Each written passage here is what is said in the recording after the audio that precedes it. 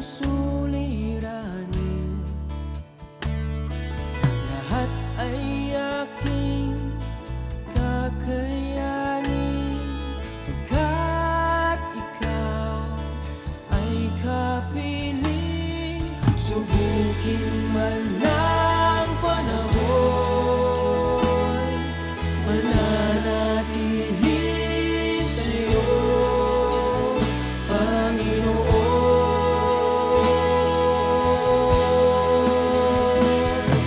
Walang alinlangang maglilingkod, walang pangambang sa'yo ay susunod. Hindi susuko at hindi ito, patuloy lamang sa iyo, Panginoon.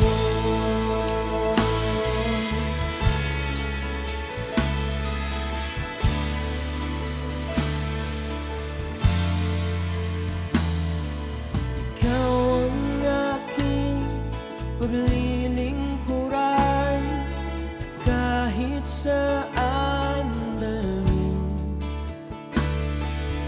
Ikaw ay lagi kung susundin, anuman ang suliranin, lahat ay aking kakayanin, pagkat ikaw ay kapiling. Subukin man ng panahon, mananatili sa'yo, Panginoon.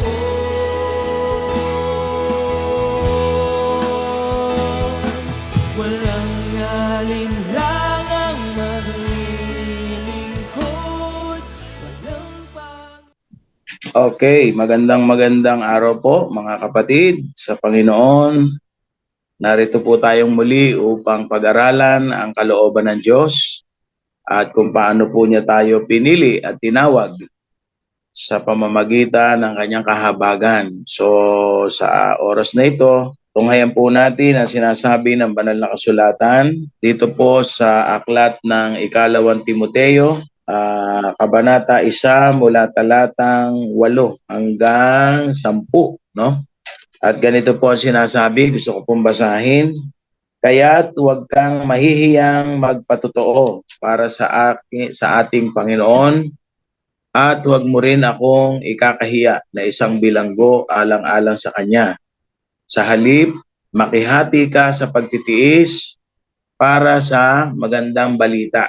Umasa ka sa kapangyarihan ng Diyos na nagligtas at tumawag sa atin para sa isang banal na gawain. Ginawa niya ito hindi dahil sa anumang nagawa natin, kundi ayon sa kanyang layunin at kagandahang loob. Sa simula pa, ito'y ibinigay na niya sa atin sa pamamagitan ni Kristo Jesus. At sa talata 10, ngunit ito'y nahayag na ngayon nang dumating si Kristo na ating tagapagligtas. Winakasan niya ang kapangyarihan ng kamatayan at inihayag ang buhay na walang hanggan sa pamamagitan ng magandang balita. So, purihin po ang Panginoon sa mga talatang ito na ating binasa. At ngayon ay pagbulay-bulayan po natin, ano? Ang una pong mensahe ni Apostol Pablo kay Timoteo, no? Dahil si Timoteo po ay anak sa pananampalataya ni Apostol Pablo, na nung panahong yon, si Apostol Pablo po ay nasa kulungan. Nakakulong siya dahil sa gospel, ano? At si Timothy po ay nasa labas, kumbaga laya siya. Kaya ang sabi ni Apostol Pablo kay Timothy, do not be ashamed of the testimony of our Lord, nor of me his prisoner, but share with me in the sufferings for the gospel according to the power of God.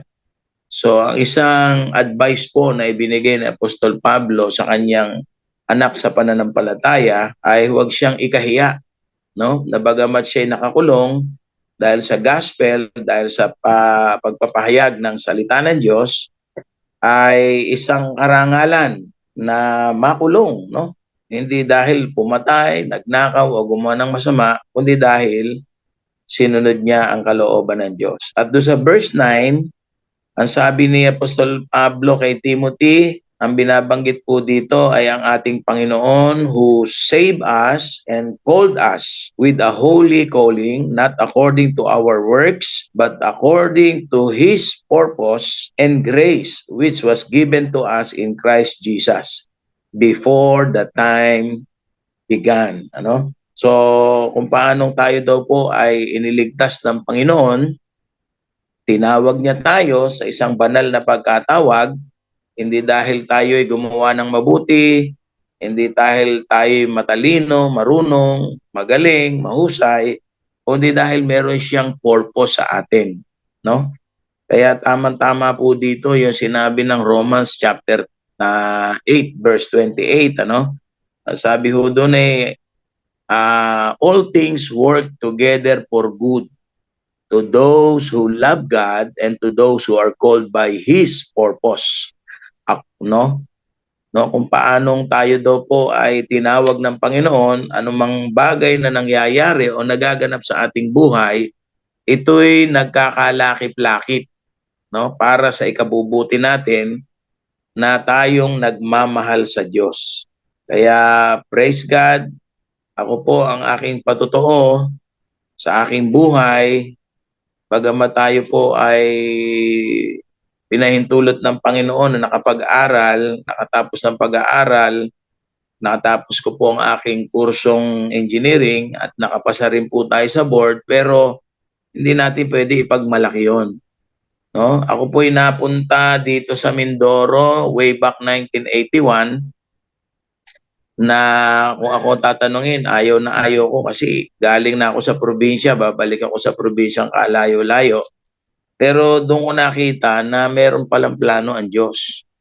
Nakapagtrabaho po tayo sa gobyerno for many years at noong time na natapos po natin ang kontrata, no? Kasi by contract po kami noon 1981 hanggang 1984, and then bumalik po tayo sa Maynila para ang pangarap ko po noon ay makapag-abroad, ano?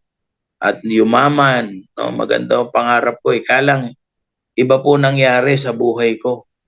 No, gusto kong mag-abroad, marami pong nangyari, 2 taon akong pag-gala-gala sa Maynila, pero hindi po ako natuloy. Bago natapos po yung 2 taon na yon, ay nakarinig po ako ng salita ng Diyos. At may taong ginamit. Ito po yung aking spiritual father, ano, father in faith, si Pastor Olan Padulina, na ngayon ay full-time pastor po ng Assembly of God.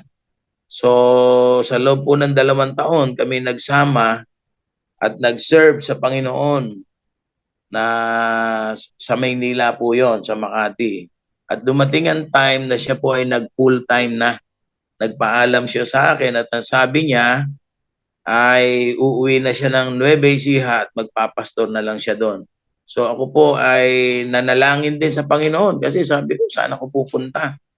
At yun nga, nagpahayagan Diyos sa akin, sa magitan ng kanyang salita, pinabalik po ako ng Mindoro.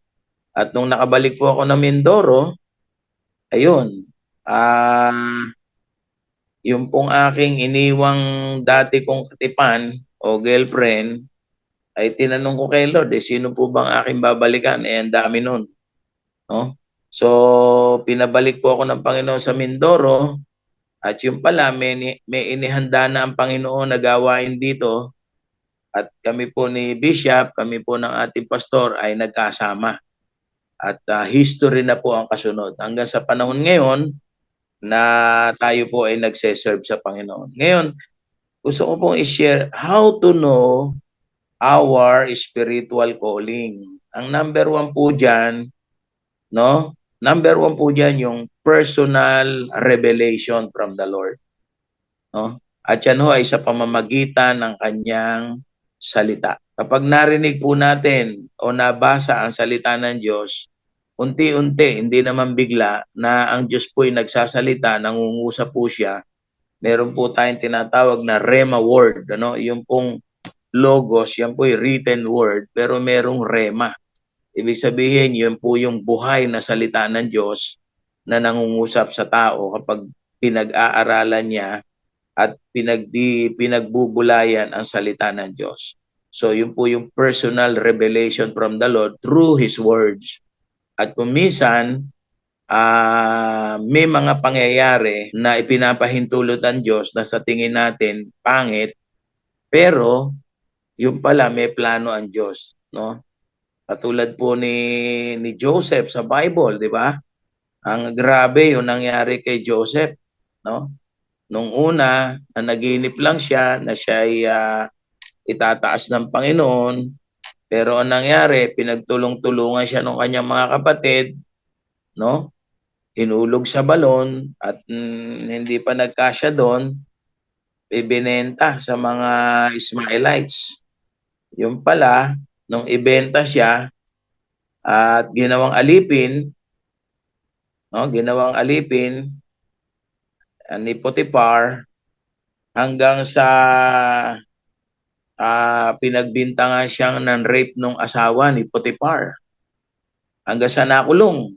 At nung nakulong, no, hindi pa rin siya iniwanan ng Panginoon, sinamahan pa rin siya.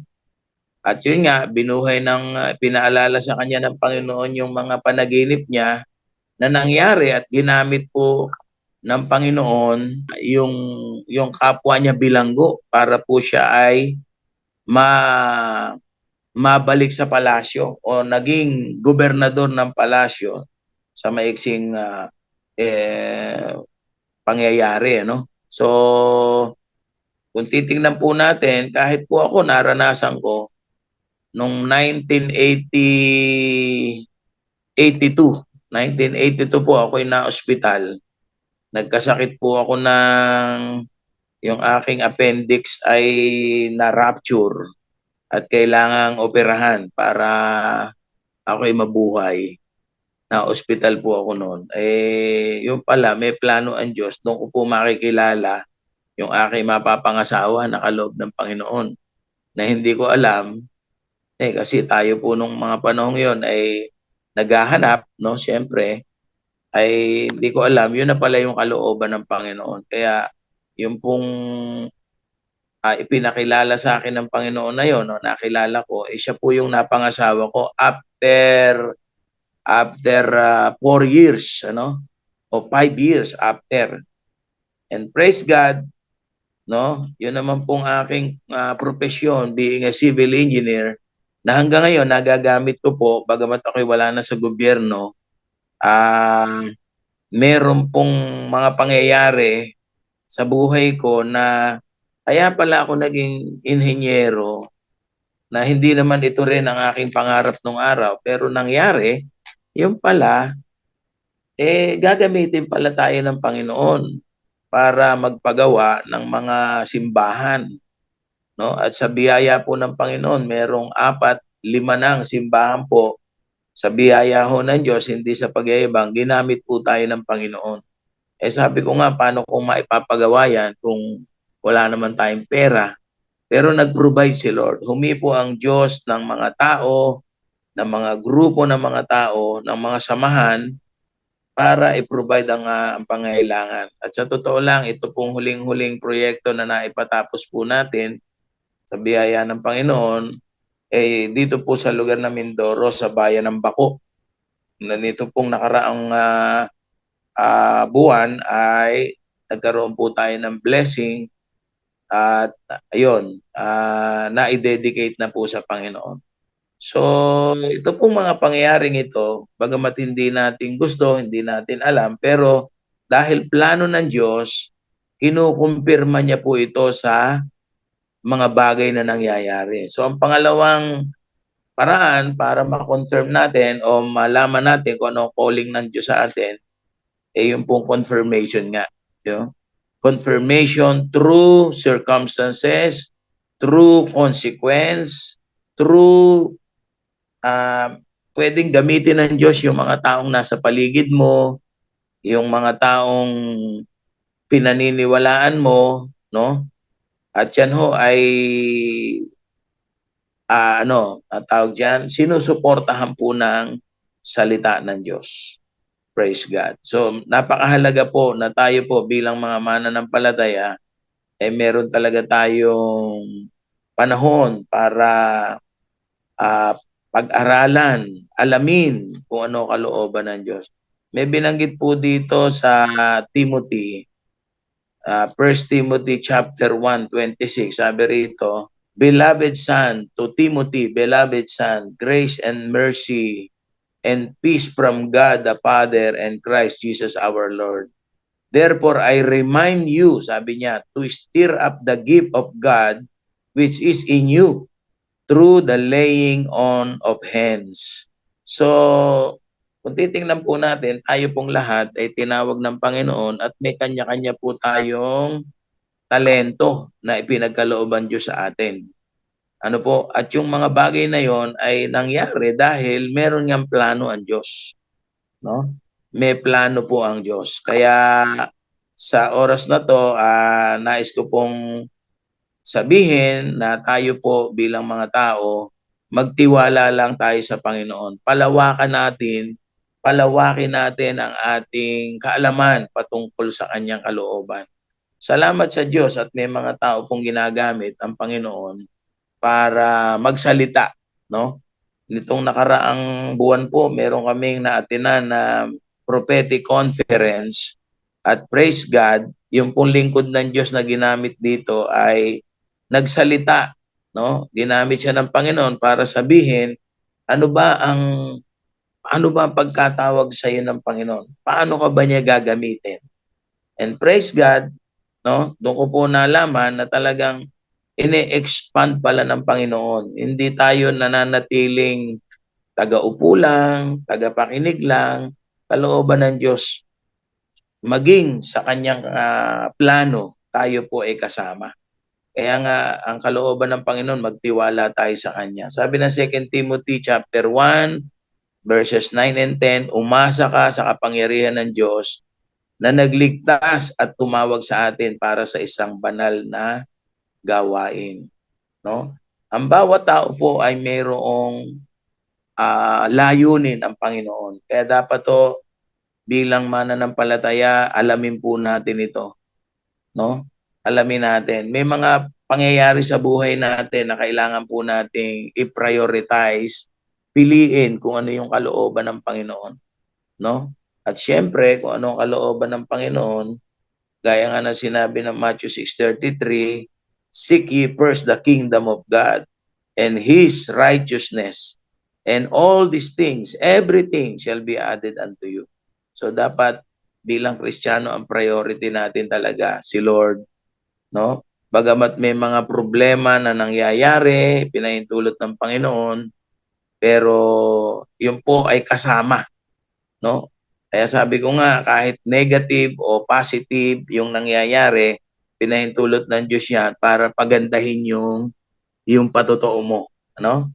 Kaya kailangan po natin ang perseverance, kailangan po natin ang patience, no? Kaya kapag nakakaranas po tayo ng mga pagsubok, mga tukso, sabi rito sa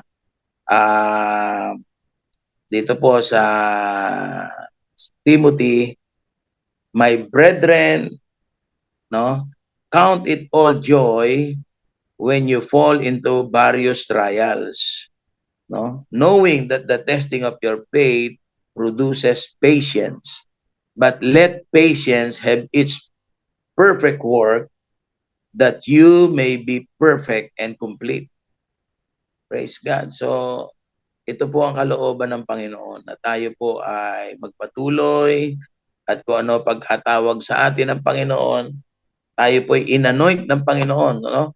Tayo po ay pinahira ng kapangyarihan ng Diyos kasi meron pong appointment na gustong ipagawa sa atin ng Diyos. We are anointed to be appointed. Sabi nga doon, you are a chosen for a purpose. Praise God. And lastly, no, sa pagwawakas ko po, may dito po sa 1 Corinthians chapter 2 verse 9, ito po yung madalas nating naririnig, ano? No eye has seen, nor ear has heard, and no mind has conceived what God has planned for those who love Him. So kung tayo po yung nagmamahal sa Diyos, no? May mga plano ang Diyos na hanggang ngayon di pa natin nakikita, di pa natin naririnig, pero mangyayari po kasi planado na po 'yan. No, sabi nga sa Jeremiah chapter 1 verse 5, sabi ng Diyos kay Jeremiah, hindi pa siya nabubuo sa sinapupunan ng kanyang nanay ay may plano na ang Diyos. No? At tayo rin po, pwede po nating matuklasan, madiscover yung yung kalooban ng Diyos sa atin, yung plano ng Diyos. Kasi pag sinabing discover, sabi nga ni Brother Joshua, yun daw discover, ano yan, kumbaga, nando na yan, na-discover mo lang. Iba yung na-discover mo, o kaya yung na-invento mo. Yung invention, wala pa. Parang katulad yan ng telepono o ng gadget, ano? Dati naman wala yan. Pero dahil na-invento ng tao, from nothing to something. Pero yung discovery, no, dating meron na yan, ngayon mo lang nalaman, 'di ba? Parang katulad sa Pilipinas, ang Pilipinas nandiyan na yan noon pa.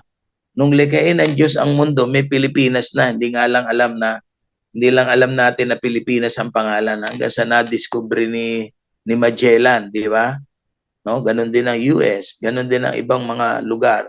Nandiyan na yan. Pero hangga't hindi yan nadidiscover, nananatiling lihim. But praise God, dahil po sa biyaya ng Panginoon, hindi lang po tayo naligtas, kundi pinagkalooban pa tayo ng karunungan, ng kapangyarihan para malaman kung ano yung plano ng Diyos sa atin. So, purihin po ang Panginoon. Ang gusto ko po sabihin sa bawat isa, kung nais nyo pong maunawaan ang mensahe ng Diyos o ang layunin ng Diyos, no, nung tawagin niya tayo, magpatuloy lang po tayo sa Panginoon. Huwag tayo magmadali. Basahin ang salita ng Diyos, ipanalangin ang kalooban ng Panginoon, at nasain na matuklasan ang mga bagay na gusto ng Panginoong matuklasan po natin. Huwag po tayong tumigil. No? Hindi po tapos ang Panginoon sa atin. Amen? Kasi kung sinasabi nating mahina tayo, wala tayo sa kalagayan, sa bagay, nagpapakumbaba po tayo kapag gano'n ang ginagawa. Pero, wag mo nating limitahan ang kapangyarihan ng Diyos sa ating buhay. Meron pang dakilang plano ang Diyos sa buhay natin at yun ang nais ng Panginoon na matuklasan po natin. Amen po? So, purihin po ang Diyos sa mga salitang ito na naihayag ng Panginoon sa gitan ng iyong lingkod. Ako po'y nagpapasalamat sapagkat ang Diyos po ay hindi tumitigil para tayo ay pagpalain, para po tayo samahan sa mabuting o dakilang layunin na inihanda na po niya sa atin noon pa man. Kaya sa oras na ito, nais ko pong tayong lahat ay manalangin o tayo pong lahat ay makiisa sa panalangin at nais ko pong magbigay ng isang panalangin para sa ating lahat. Tayo po yumuko at manalangin. Dakilang Diyos, salamat po sa pagkakataong ito na ang iyong salita ay nahayag sa gitan ng iyong lingkod. Ama, dalangin ko po sa lahat ng mga nakikinig sa programang ito na Tinig ng Pag-asa. Kami po ay nananampalataya sa iyong salita na nagsasabing kapag kami nagtiwala sa iyo, nanampalataya sa iyo, hindi mo kami bibiguin, hindi mo kami iiwanan o pababayaan man. Salamat po, Ama, at dalangin ko po sa buhay ng bawat isa, anuman ang kanilang desire ng puso o Diyos, ang gitan ng kanilang pag-aaral ng iyong salita, pananalangin at kahandaan sa pagsunod, matuklasan pa po nila ang mga dakilang plano na inihanda mo po sa kanilang buhay. Maraming pong salamat.